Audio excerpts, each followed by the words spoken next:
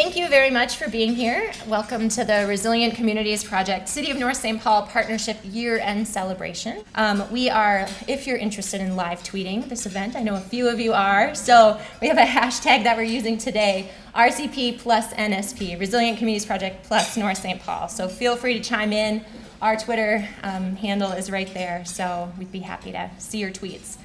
What we're going to do today is share our partnership successes, talk about the great work that's happened over the past year in our partnership with North St. Paul. We're going to get perspectives from folks at the city. We're going to hear from staff. We're going to hear from the mayor. We're going to hear about some of the projects that happened. You already saw all of the amazing work that students did in the posters. There's a whole additional body of work that you're not seeing there. There are reports and maps and analyses and data that have been generated, all which will be available to the city now or very, very soon. We're also going to hear from some University of Minnesota faculty, students, and administrators about this work, talking about how it connects to broader efforts around engagement, education, research at the University of Minnesota. And at the end, we're going to kick off our new partnership with the city of Rosemount, which we're really, really excited about. So we'll hear from folks there as well and hear what might be coming up in the next year.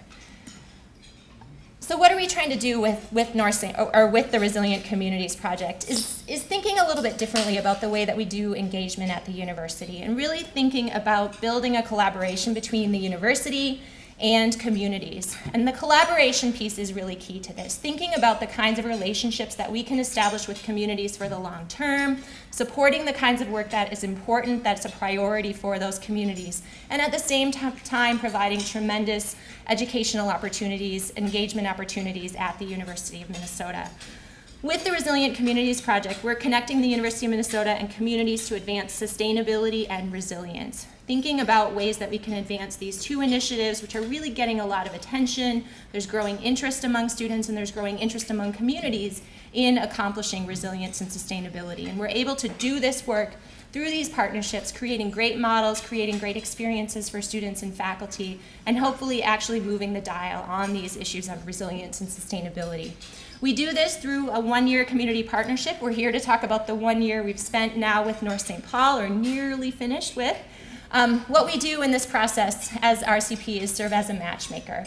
We're a point of contact, an entity at the university who can connect communities, connect their locally identified projects, their priorities, with the range of expertise that exists within the University of Minnesota, connecting to existing courses, departments, faculty, and students, harnessing that work for good, for direct engagement in those communities, and have had a really exciting experience thus far in our first 2 years.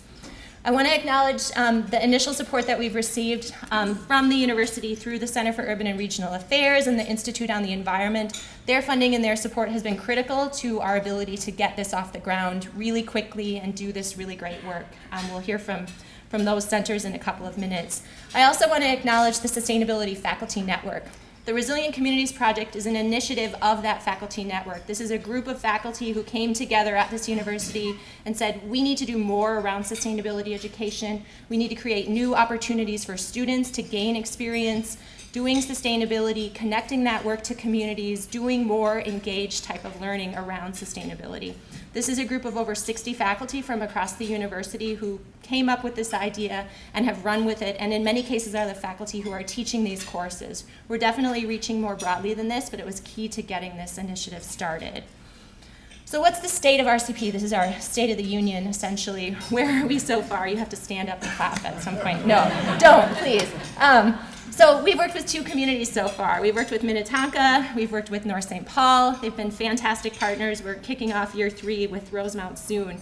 We've done 30 projects that have been locally identified in those communities. Communities come to us with a set of projects that are priorities in that community. They come from strategic plans, they come from vision, they come from feedback from community members, elected officials, and staff, and create amazing opportunities for us to do current, relevant work in communities.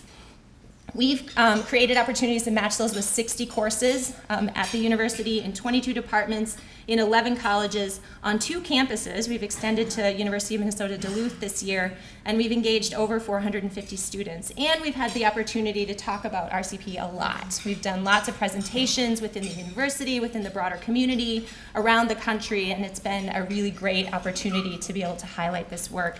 Here's the list of colleges that we've engaged this year. the business school, continuing education, design, food, agriculture, and natural resource sciences, liberal arts, law school, public health, College of Education and Human Service Professions at UMD. A wide range of expertise and disciplinary knowledge that we've been able to pull together and connect to these communities, which is really, really exciting. That's the state of RCP. We've done a wide range of projects this year in North St. Paul, work that ranges from live-work housing and green energy, neighborhood identities, public art and public history, redevelopment, downtown development, aging in place, energy conservation, emerald ash borer management, invasive species, and connected them with the departments that are listed over here. So things like landscape architecture, gerontology, journalism, marketing, environmental education, organizational leadership, policy and development, educational psychology, public policy, and lots of other things in between there. Many, many opportunities to connect that expertise again with projects that are important to this community. I've said project a number of times. What do we mean when we're talking about a project, and how does this actually play out? You saw how it plays out on a wide range of projects as you're looking at the posters outside. I'm going to highlight just 3 quick examples. The first is a project focused on living streets and capital improvements. North St. Paul has a living streets plan. It's an innovative plan. It's one of the first communities in the Twin Cities metro area to do work on living streets, which is connecting transportation priorities to environmental protection, stormwater management, and public health. They've had some challenges in actually getting that implemented, and worked with students in a variety of classes to come up with innovative ways to engage people, to deal with some of that opposition, to explore different design alternatives that they could use around living streets.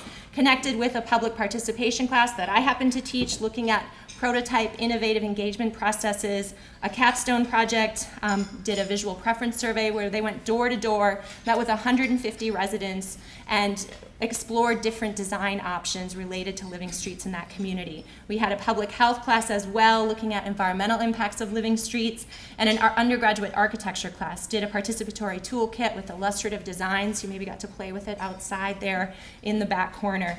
There's a little circle around these 3 because we did a little covert interdisciplinary collaboration by simply offering these courses in close proximity in time and in date, so that the students in those classes could come together occasionally and share the work that they were doing, working across some of the barriers that we have across colleges and course offerings.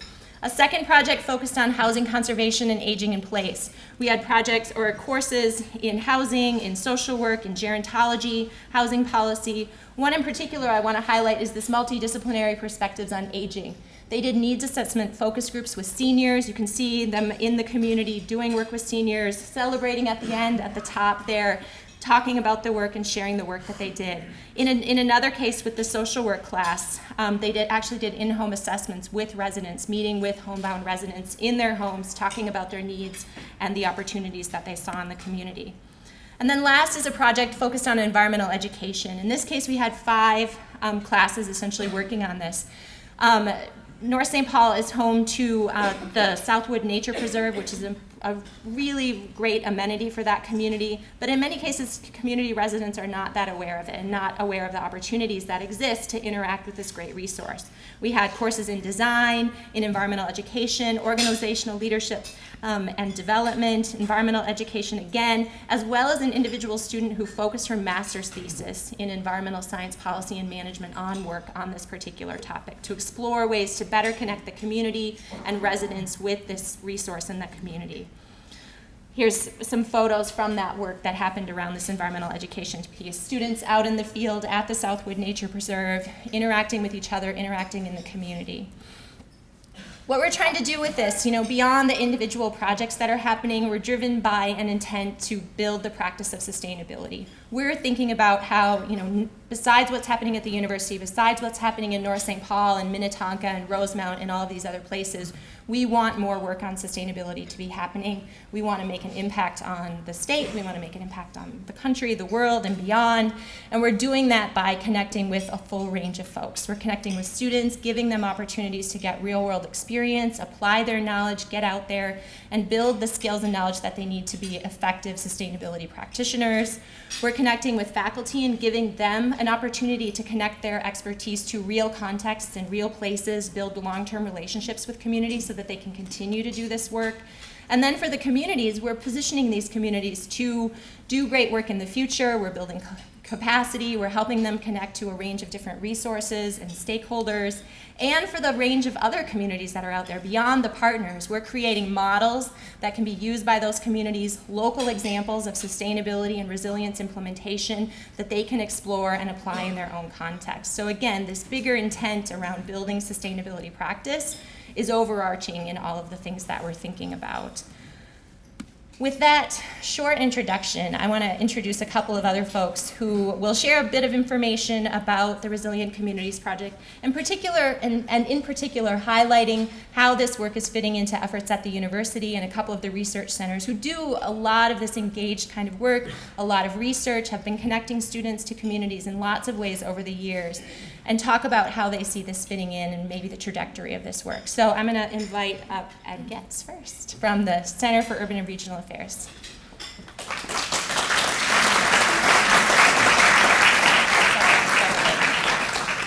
Thank you, Carissa. And it won't take a long time. The Center for Urban and Regional Affairs has been around for more than 40 years, and we've been an outreach, research, and engagement unit of the university for all of that time. And it's our mission to connect with the community. We focus on this particular metropolitan area, but the region as well. And for us, RCP is one of the finest examples of community engagement that we've been involved with. We're very glad to be one of the supporting institutions for RCP. We have done at Cura things like this before, never to this extent, and one of the innovative elements of RCP is the focus on one community for an entire year, and the potential for complementary work, for interdisciplinary work, is so much greater in this model than we had ever been able to achieve before. And you think about the aggregate of all of those projects out there and the benefit that one community will receive from this particular focus provides really a way for the university to really in a meaningful way provide support and resources to a community. So for all those reasons, we're really quite glad to be associated with RCP. The other part that we try to focus on at Cura a lot is real partnerships with the community, and I think this model where the community comes to the staff of RCP and to Carissa with their ideas, and then the work that it takes to connect those with students and classwork is a wonderful part of the element, a wonderful element of this project as well. So. These kinds of projects activate students and their interests. Students love working on real-world projects, and I think that this is a way of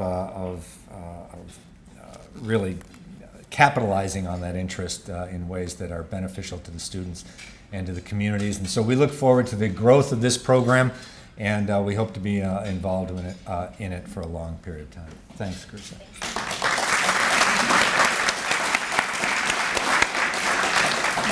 Thank you, Ed. I want to turn to Louis Gilbert, who's the Managing Director of the Institute on the Environment.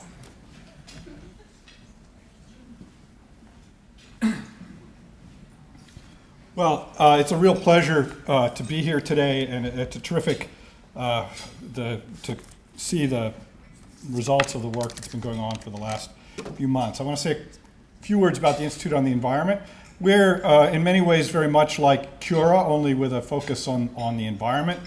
That is, we're an institute that's charged with working horizontally across the university as a whole. And so the Institute on the Environment was founded, 5 or 6 years ago, and with the mission to take on the grand challenges related to the relationship between humans and the natural environment. And over that time, one of the things that makes the Institute unique is that we have a discretionary budget that we invest in startup ventures like the Resilient Communities Project. So the Resilient Communities Project is something that we're very pleased to have invested in and to see the tremendous traction that the the project has gotten. The Institute on the Environment has two primary areas that we focus on. The first is discovery and the second is leadership. In the discovery, that's classically research, but with the twist that the problems that we're focused on are the problems that remove knowledge barriers outside of the university. We certainly, our faculty are certainly interested in publication and problems that will end up on the cover of leading academic journals, but that's not enough. The other part of the equation is that problem will remove knowledge barriers and that allow stakeholders to advance, be they communities such as North St. Paul or Fortune 500 companies like the many of those that are located here in the Twin Cities. The other part of our mission is leadership.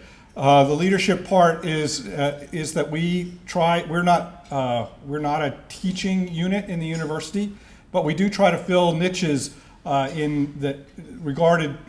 niches related to the kinds of skills, training, and experience that students need in order to enter the workforce as rapidly and as productively as possible. Carissa outlined a number of those skills that come about through the RCP, and I'm not going to reiterate them here. Now, the thing that I've left out, for those of you who know academia, I've left out the third leg of the stool, which is often engagement. Or outreach, and it's often considered as the third leg of the stool. In the Institute on the Environment, we consider that to be an integral part of everything that we do. So it's integrated in our discovery process, and it's integrated in the leadership programs that we work on. And in particular, it's integrated in that all of the problems that we work on, all of them. The ones that I'm the most proud of are the ones whose origin comes in conversations between academics here in the university and knowledge holders and leaders outside of the university. So the Institute on the Environment has strong collaborations with Fortune 500 companies and growing increasingly with communities, NGOs and other entities in the greater MSP and in the greater Minnesota areas. And driving this is the conviction that leading universities in the future will be those that choose problems best. And it's our assertion that the best problems will be found in conversation with partners outside the university. And so it's with that we're just so pleased and honored to be part of the Resilient Communities Project. And I thank you all for all of your hard work in whatever form it may have taken, and thank you very much.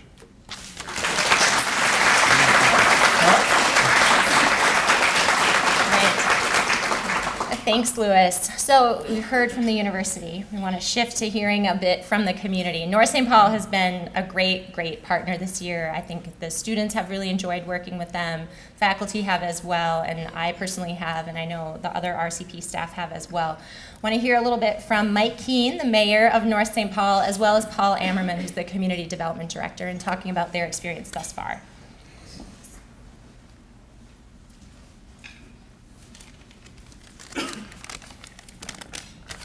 Paul told me I could talk for about 3 minutes because he wanted the other 7 or 8 or hours or whatever. But mayors don't relinquish microphones easy, but I will try to be brief. First of all, I just humbly, on behalf of the city of North St. Paul, want to thank all of you. I want to thank Carissa and Mike, and I want to thank all the faculty, but especially the students. Tremendous jobs. I am so impressed with my alma mater. I am so impressed with the University of Minnesota. I graduated from here 40 years ago, and it was very much an institution. It was very much academic, which it should be to some degree. However, what I've found out through this program, at least in working in watching the students perform their studies, I have found out that this is a wonderfully advancing university that has engaged our community and is providing the students, I think, with real live, real world experiences, and I think that's just wonderful. I also want to thank real quickly our own city staff, who I know put a lot of time into this, particularly Paul Ammerman, who's our community development director, who's done a lot of work in coordination with, I know, all of the student programs.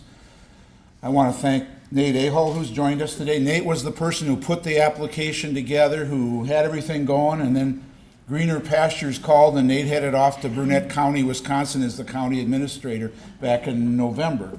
So, but Nate did a tremendous job, and I remember you guys putting that final touches on the application last spring and running it off to the university late on a Friday afternoon. So, thank you so much, Nate, for your efforts on this. I also want to thank our city manager, Jason Zemer, who has done a great job in coordinating and in bringing a lot of the focus and placing a priority on this project with our staff, and also our previous city manager, Mr. Wally Weisapel, who left us just about the time the program was getting started to become the city manager in Fridley.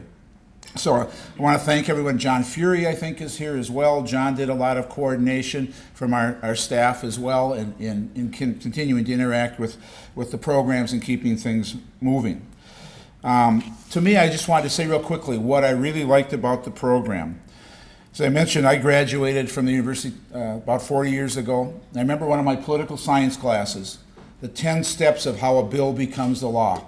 You know, the idea, and then it gets introduced. So a couple of years later, I'm hired at the Metro Council, and I work in government affairs and go up to the Capitol. Oh, I got this down. I have my textbook.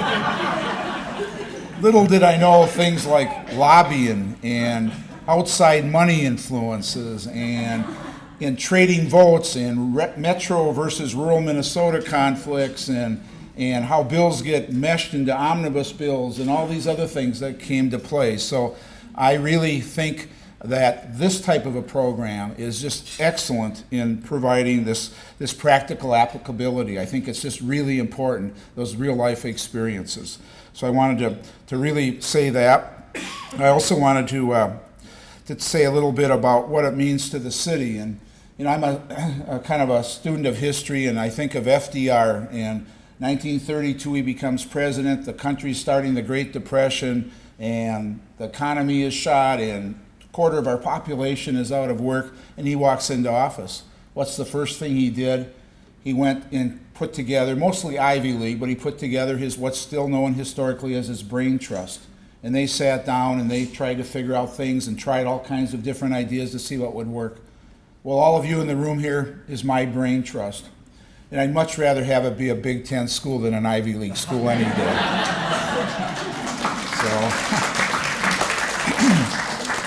I also wanted to just mention real quickly another story that I have with respect to what it means to our city. And back in one of my days, again as a Met Council employee, I remember going through a meeting with local meeting with local governments. And one of the West Metro cities I went to, I come in and I say, well, I'm from the Met Council, and have you reviewed our land use plan and our transportation policy plan? You know, one's 100 pages, one's 80 pages, and the poor staffer that I was meeting with in this community says, you don't get it. He said, you know, we in local government, especially small local governments, we don't have time to think. That's what he said to me. He says, I'm the dog catcher, the zoning administrator, the city clerk, and he listed about 10 positions. And he said, I don't have time to think. And that's kind of where we're at in North St. Paul. We have a very limited professional staff because local governments do the day-to-day operations. So you folks gave us your minds and your thought to help us get to this point. And I think it's tremendous. I just cannot say enough about the importance of this program and what it has meant and what it will mean to our community in the future. There isn't a bad idea out there. We're going to be struggling to figure out what we can focus on and what we can do with our time. The last comment I wanted to simply make is, as I said this at the kickoff luncheon, you guys are our friends for life. There's no getting away. Even though you're moving on to Rosemont, we got your phone numbers. And we know we're going to need help. And I think that's what's so wonderful, again, about the university, is that you've become so much more, from my observations over many years, engaged with the communities. And I encourage you to continue to do that throughout all the colleges in the university. Continue to engage with outside resources, because you're really the brain trust of this all. You put it together. We're going to be turning to you. Oh, we got some ideas now. We got some great things. We got recommendations, but we're not quite sure on some of this environmental stuff. And so we're going to have the resources to continue to make those phone calls. We promise not to bug you too much, but you're lifelong friends now, and I really feel good about that, very much so. So, in conclusion, I just want to thank the students. I want to thank the faculty. I wish all of you the best in your future. And to paraphrase something we're always familiar with at the university, but I'm going to do a little personal editing of this, is I want to just leave you with saying, my hat's off to thee. So.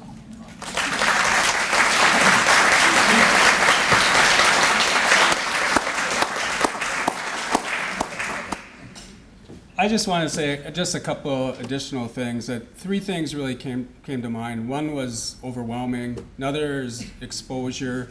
And then the last thing is, now what? And the overwhelming is when walking into the room next door with all the various student projects, you get involved in the individual ones, but you don't get the whole entity of it until it hit me walking in there, and it's like, wow, this is pretty awesome, all the different things that got done.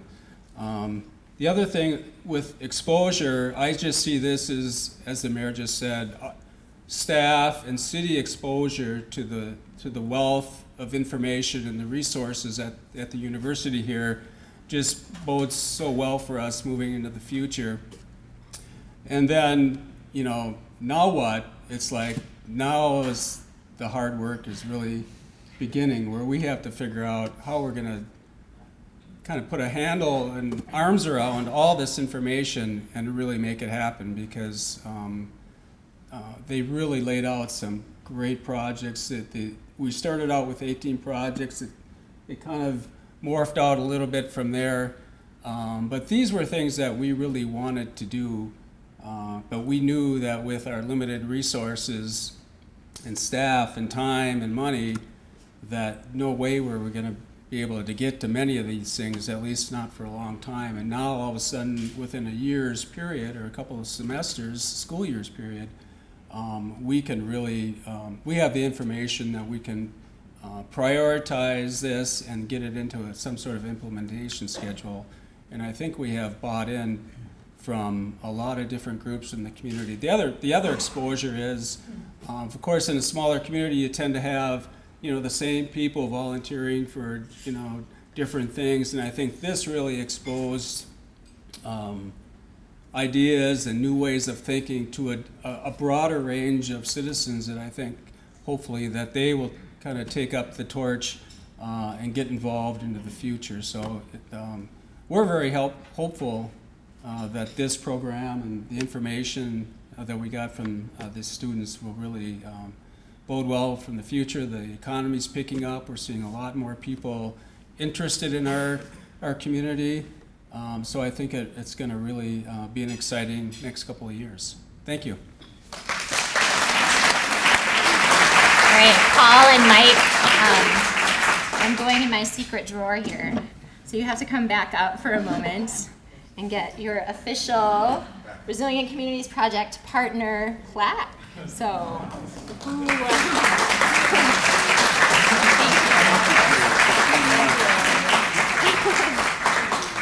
Nate, you come up too. No, he won't do that. I wouldn't get a photo after. Yeah, we'll do But, it. Well, this is great. So, thank you very much. And because we were a little less organized last year, we want to acknowledge the city of Minnetonka, who was our previous partner, with another super plaque, post-dated. So, this is Jeff Thompson, who's the associate planner for the city of Minnetonka, who is a fantastic coordinator on the city side with Minnetonka and just did a great job and has stayed engaged on our advisory committee. So, sorry we're late.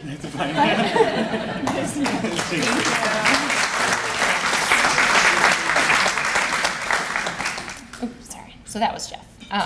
So we want to spend just a few more minutes hearing a bit of some additional perspectives from within the university. We have a faculty member here, a student, as well as Andy Furco, who's the Associate Vice President for Public Engagement. We're going to share just a few moments of comments each about their experience and their interaction with RCP so far. The buffet was a tiny bit slow. We might go over just a bit, but I'm committed to getting you out of here at a very reasonable time. And we want to hear these perspectives and introduce Rosemount. So, Andy, I'll bring you up first. Thank you very much. Good afternoon, everyone, and thank you very much for this opportunity. First of all, to extend my congratulations to Carissa, Mike, and the entire RCP team, all the faculty, students, and community partners who have been part of this wonderful initiative. Thank you for another successful year. You know, last year I sat at this table listening to the wonderful work that was taking place in Minnetonka, had taken place in Minnetonka. And it was reported, 200 students involved, over a dozen projects connected to 25 service learning courses.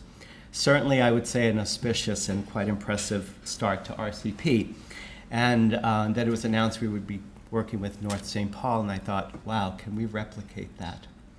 Well, this year, the partnership worked with 300 students through 40 courses that advanced 17 outstanding projects. Rarely do we see this kind of success early on in these kinds of initiatives. And I just want to congratulate Carissa and the team and everyone who's worked on this for this great, great work. And I have no doubt that the work that's going to be happening in Rosemount will be equally as successful and impressive. I was at a meeting earlier this week, and they talked about elements of high-quality community engagement. I was sitting there, and this is what they said. They said, engage in high-quality campus community partnerships. Think about RCP. Engages key participants in working together to achieve a common set of goals that promote mutual benefits. Is built on systems approach that aligns projects and initiatives to achieve collective impact.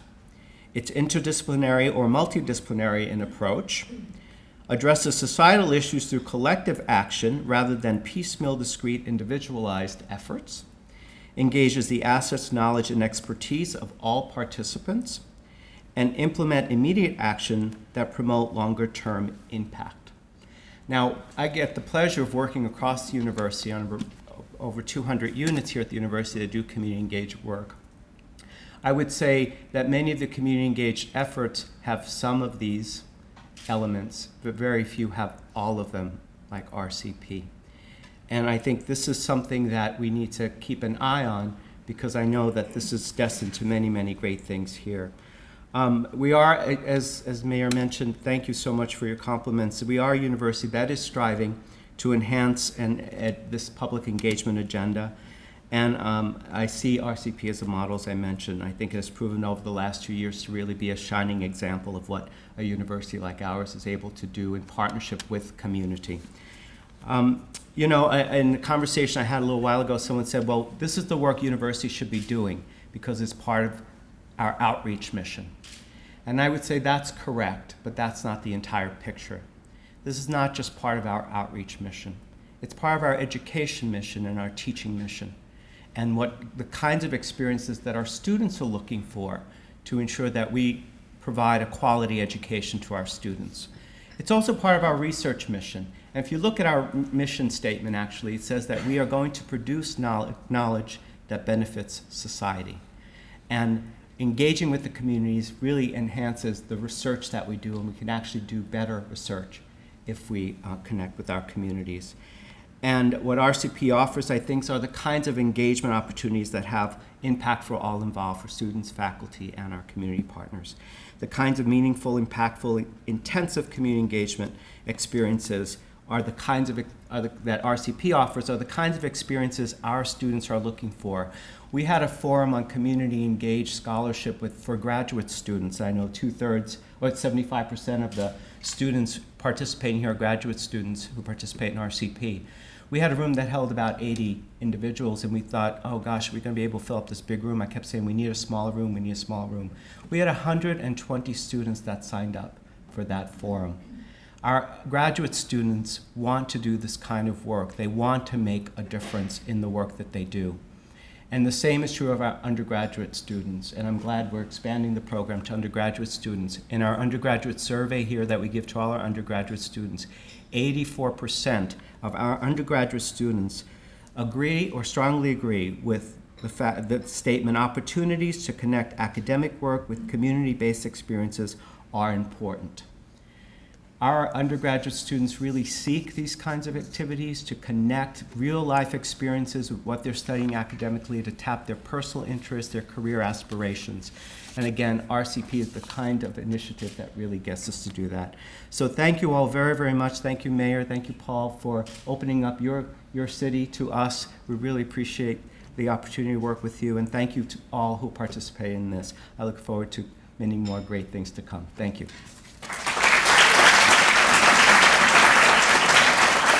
All right, so we want to hear a little bit about what it's like to work with the Resilient Communities Project. So Stacy Deppner-Hovey is the director of the Master of Human Resource and Industrial Relations program in our business school here, who taught a class this year and had a first connection with RCP this year, and is going to share her experience. And then we'll hear also from Colleen Sauber, who's a graduate student in the College of Education and Human Development, who had an opportunity to work on a project this year.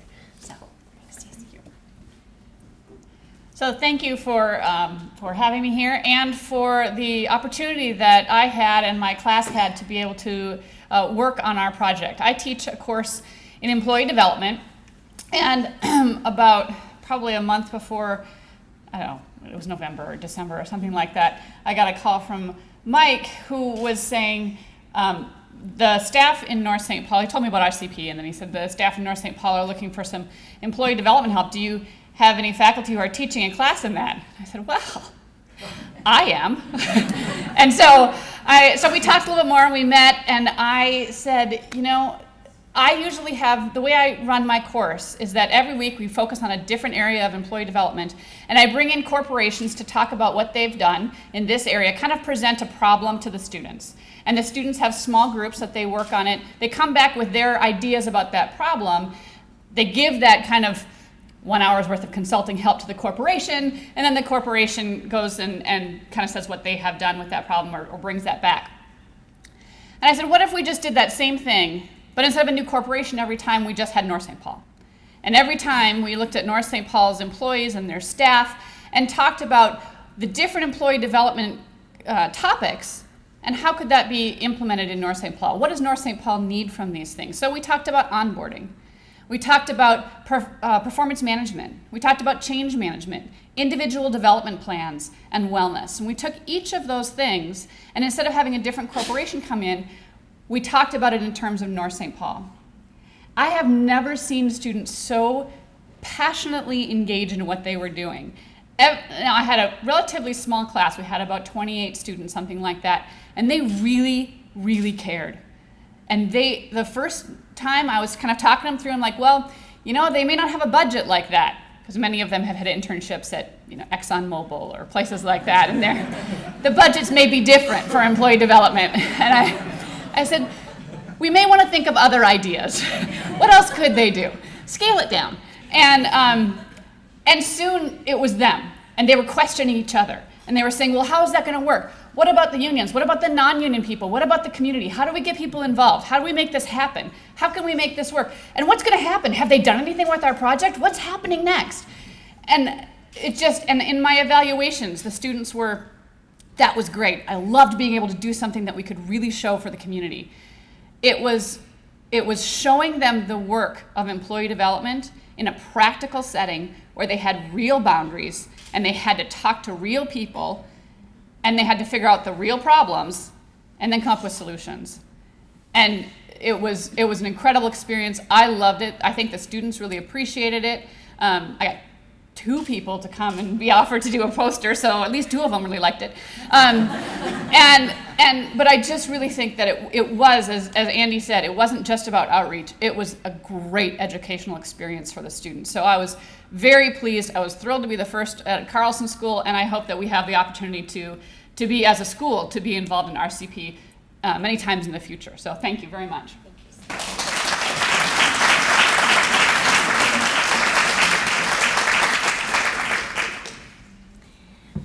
Good afternoon. I'm Colleen Sauber. I'm a graduate student in education and in human resource development, and I'm very pleased to be here today. You can tell there's a real strong theme going on here about the real life opportunities that this gives to the students, and the 5 of us in my class at that the table over there, we all had just a wonderful experience with our time with North St. Paul. We were in a spring course that was called Designing the Adult Education Program. And Mike talked with us. He came in early in the course and mentioned 2 projects in particular, the Emerald Ash Borer and environmental education. And 2 of us chose the ash borer and 3 of us chose the environmental education. And what this gave us an opportunity to do is to really apply what we were learning, the theories we were learning, having firsthand real within a community. And as everyone has said, that is what the students are looking for. It made this very real, very exciting for us to be able to do it. And we met with John Fury and Mike, and we established that the Southwood Nature Preserve would be the focus for our environmental education. And what we could do then is use the information that the students in the fall term had gathered about the preserve, and that was a wonderful resource for us to then use as we went forward with our environmental education planning.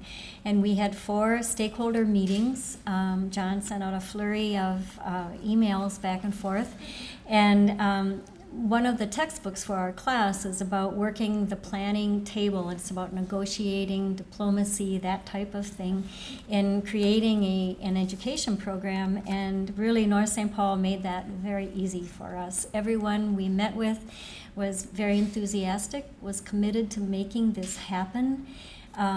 It was really a delight for us to be able to be there. And in the course of our conversations with the stakeholders, we identified that we wanted a free program for the residents. I should say North St. Paul, wanted it to be easy to implement. And we narrowed it down to having 4 environmental education events right in the preserve to bring people in, because as someone mentioned earlier, some of the residents aren't even aware that this is necessarily there. They think, oh, it's the woods I drive past. And it's 29 acres with marsh, a lake, a prairie, a deciduous forest, just a wonderful resource for the community. And so we identified, okay, we'll have 4 events. We'll hold them from spring into the fall on a weekend in the morning, about 2 hours, whatever the topic would need, and we would have a master naturalist lead it as the expert resource. And the 4 topics that were identified was birding, trees, turtles and frogs, and then, which is one of my favorites, and then and then also, what am I forgetting? Invasive species, native species, and that was already an ongoing program in the preserve. And so it would be pointing out to the residents, these are the bad guys, these are the good guys, and hopefully also in these courses then make it something where the residents have more appreciation for what this reserve has, get them out into the preserve, and then after the expert master naturalist talks with them, that they actually have a personal experience within the preserve, and they go to look at the birds and they look at the different species. And so those are in the planning, and at this point in time, we also decided on the deliverables. And in order to make it easy for North St. Paul, we identified that a directory of resources would be very helpful for them. We would give them a final report. We would also give them a program coordinator checklist so that they could just kind of go down the list, whoever was working on it, and also our final report for our course. And we are really pleased. The first environmental education event will be next Saturday in the preserve on birding, and we have a master naturalist who will be leading that. And also the final stakeholder meeting that we had was the Environmental Advisory Commission, and they now are going to make this an agenda item for their commission, so they're, it's theirs. And that was exactly what we were looking for. So it was a terrific experience. I learned a lot about North St. Paul I did not know, and it's a great community. We'll find you a house there anytime. Well, I'm thinking about that. So I wanted to thank Mike Greco. I wanted to thank RCP generally for this opportunity, John Fury for working with us tirelessly, and my classmates, Julia and Caroline, and then on my project it was Hannah Carney and Fitz Nantharath, and also our professor, Dr. Catherine Tuhig. And it was really a wonderful part of our education, so thank you.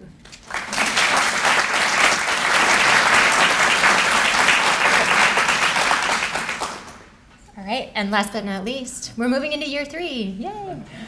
So we are very, very excited to announce that we've selected the City of Rosemount as our partner for the upcoming academic year, 2014-2015. They had a fantastic proposal that they submitted in the spring. We had a really great, well-informed advisory group, review group who looked at that and picked Rosemount. We were really, I think, impressed by, one, the volume of projects, 40 locally identified projects. And I think what was really exciting in addition is the strong departmental engagement. They're engaging across, I think, all of the departments that I could think of within a city, as well as really thinking a lot about potential stakeholders to bring in from outside the community, those who might have expertise and knowledge and resources to lend to these, and I think help carry that work forward. And they just have a clear commitment to sustainability. They talked really well about the sustainability work that is happening in that community. They've been a Green Step City for a number of years. They're working on a Star Community certification, and we're excited to be able to help them work through that continued process and take their sustainability efforts even further. They have a great, great list of projects. This is only a sampling. Again, there's a really long list, but they cut across a wide range of topics from housing and parks and energy and green technology, water, transportation and land use, economic development, communications, engagement, and lots of interesting things.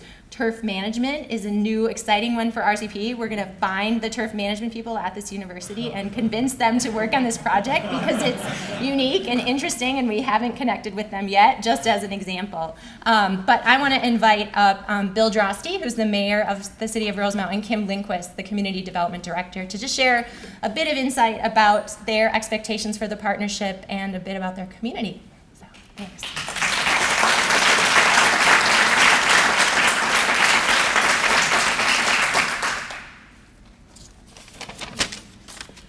Good afternoon. It's an honor to be here, and we wouldn't be here today if it wasn't for Kim Lindquist, our Community Development Director, and planners, Eric Zweber and Jason Lindell. If you'd put your hand in the air, I appreciate the work you're doing.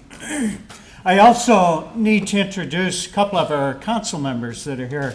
Councilmember Jeff Weisensell, if you'd raise your hand, and Councilmember Vanessa DeMuth.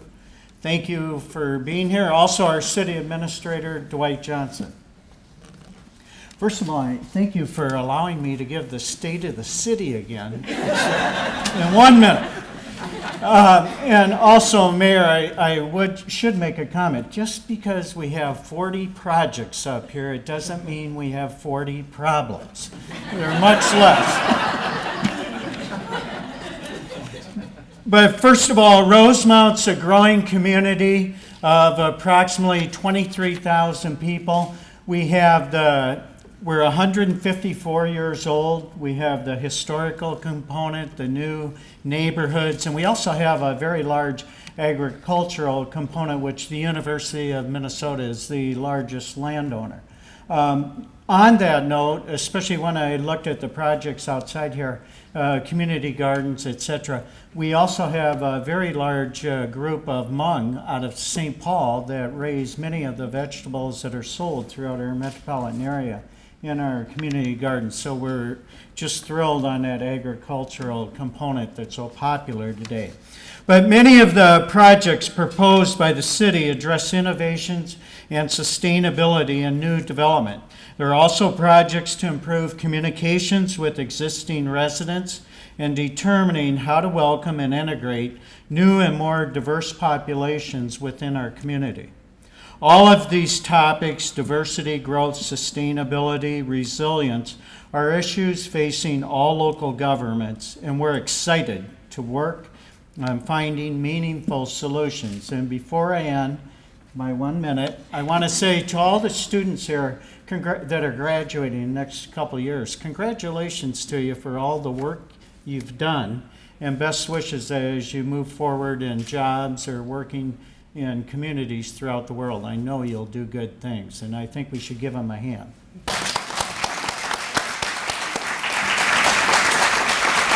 And thank you. Well, I was just going to say a couple things is we had our first preliminary meeting with Mike and Carissa and had our group, and I am so impressed with their skills and abilities to help us shepherd through this process. Mike pointed out a bunch of questions I didn't even know I had, and I'm excited about the variety of studies that we'll be getting. We spend a lot of time trying to talk about deliverables and trying to find a very specific answer to a very specific question. And after talking to them, I realized we're getting 4 or 5 classes at answering different components. And so it's going to be much deeper and more meaningful for our organization to have those different perspectives. So I'm really excited about this, and clearly this is something well beyond what we had anticipated even when we put the project together. I was thinking, oh, how can I be quaint about this? But I think it's like a giant Wikipedia, but better. You know, we're going to have people that'll just be, you know, we sit in council meetings and they ask us, what's, you know, artificial turf versus regular turf, stormwater ponds versus rain gardens. And we kind of think we know, but now we'll know. And so we're really excited about having the opportunity to have people take their time to answer the questions that we constantly have. So next year, we'll be able to tell you how much smarter we all are. So thank you.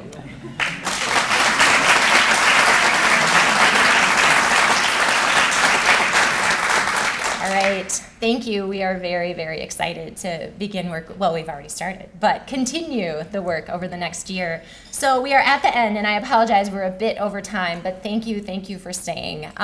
First, I want to say thank you to Center for Urban and Regional Affairs for funding and support and space and all of the things that you do, and the many staff there beyond Ed, the director, who do a lot of great work that helps us to exist and continue to do good work. The Institute on the Environment as well. Lewis had to catch a plane, but the many staff there as well who help a lot with communications and coordination and events and are just really fantastic. Madeline Giefer, I want to acknowledge, who was working at the table at the front, was a great help today. City of North St. Paul, it's been so great, and you're kind of spread around the room, but it's been really, really fun to work with you. I think we've had a really great partnership and hope we can continue. We won't change our number, so you can call us. Also, just the University of Minnesota students and faculty. I think, can the faculty who had projects this year stand up first, just so that we can see you around the room? And I'm standing up as well. Thank you. All right, and all of the students who are here who were involved in projects.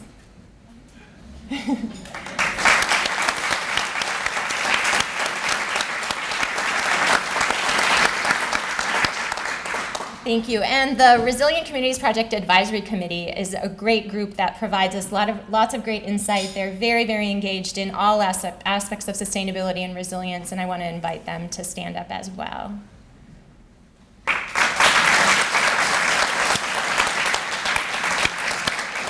And I want to specifically acknowledge Mike Greco, who's in the back.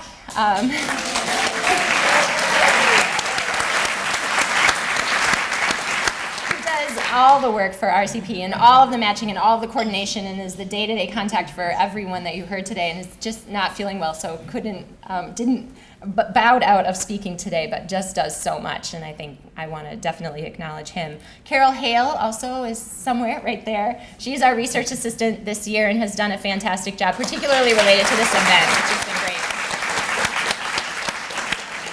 And Travis Higgins is our video person in the back. And if you're interested in sharing video comments, he is available in an adjacent room shortly after. If you want to say something on camera, that'll be preserved in perpetuity. That would be fantastic. And then Steve Schneider is our photographer for today, so thank you. All right, and then last but not least, and I see some people didn't eat dessert yet. That's crazy. So please eat dessert. And I want to acknowledge the University of Minnesota Graduate School, who's been a great supporter of the Sustainability Faculty Network and just a booster for this work that we're doing, and the Office of Public Engagement, which has helped us tremendously in thinking about positioning this work and thinking about the future. So that is it. Thank you all for coming, and have a great Friday. Thanks.